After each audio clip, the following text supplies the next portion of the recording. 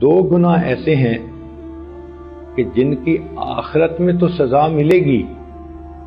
حدیث پاک میں آتا ہے دنیا میں مرنے سے پہلے بھی سزا ملتی ہے. ایک تکبر، جتنا تکبر کرے گا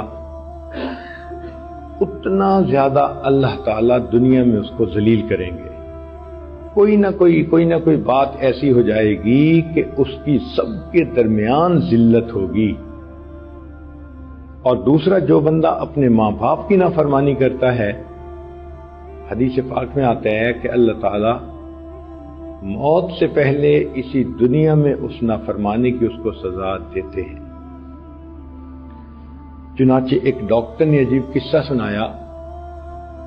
کہتے ہیں ایک دیہاتی لڑکا میرے پاس آیا، بیمار تھا، دیکھنے میں بڑا صحت مند، اور بیماری یہ تھی کہ وہ تھوڑی تھوڑی دیر بعد چیختا تھا اور کہتا تھا کہ جی مجھے لگتا ہے میرا کوئی گلا دبا رہا ہے،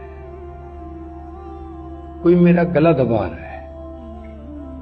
اب اس کی اس بے قراری تکلیف کو دیکھ کر مجھے اس سے ہمدردی ہوئی اور میں نے اس کا علاج معالجہ شروع کیا. دوسرے دن اس لڑکے کا والد آیا اور مجھے کہنے لگا کہ ڈاکٹر صاحب زیادہ پریشان نہ ہو، اس لڑکے کو اس کے اپنے کیے کی سزا مل رہی ہے. تو میں نے پوچھا کیا؟ کہنے لگا کہ اس لڑکے نے من پسند کی لڑکی سے شادی کی، ماں اس کو سمجھانے کے لیے کوئی لفظ بولتی تھی تو یہ اپنی امی کو کہتا تھا خبردار تو نے زبان کھولی میں تیرا گلا دبا دوں گا. یہ اپنی ماں کو یہ الفاظ کہتا تھا.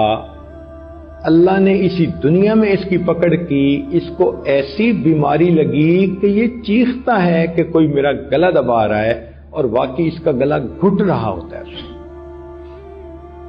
تو ماں باپ کی نافرمانی کی سزا دنیا میں بھی انسان کو ملتی ہے.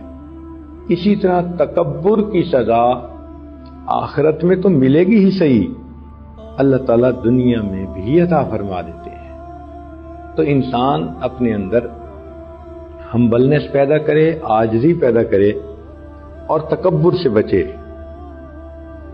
تو 5 باتیں ہو گئیں. غفلت سے بچیں، غیبت سے بچیں،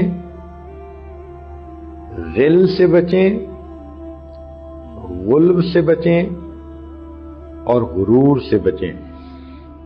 اور چھٹی چیز ہے غصہ سے بچیں. یہ غصہ انسان کے لیے بہت نقصان دہ ہوتا ہے. اکثر انسان کا نقصان غصے کے سبب ہوتا ہے.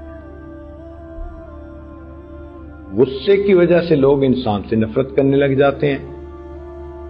چنانچہ اللہ تعالیٰ فرماتے ہیں کہ اے میرے حبیب صلی اللہ علیہ وسلم، آپ رحیم و کریم ہیں اور آپ کے صحابہ آپ پہ جان قربان کرنے کو تیار ہیں. اگر آپ سخت گیر ہوتے اور تیز مزاج کے ہوتے تو یہ آپ کے گرد سے سارے بھاگ جاتے. وَلَوْ كُنْتَ فَظًّا غَلِيظَ الْقَلْبِ لَانفَضُّوا مِنْ حَوْلِكَ. تو غصہ نہیں زیادہ کرنا چاہیے. اس لیے حدیث پاک میں نبی اسلام نے پوچھا کہ پہلوان کون ہے؟ تو بتایا گیا جی کہ جس میں طاقت زیادہ ہو. تو نبی اسلام نے فرمایا نہیں، بلکہ جو بندہ اپنے غصے پہ قابو پا لے وہ پہلوان ہوتا ہے. آپ ذرا غور کرنا، غصہ عام طور پر کمزوری کی علامت ہوتا ہے. لہذا صحت مند بندے کی بجائے بیمار کو غصہ جلدی آتا ہے. مرد کی نسبت عورت کو غصہ جلدی آ جاتا ہے. تو غصہ کمزوری کی علامت ہے.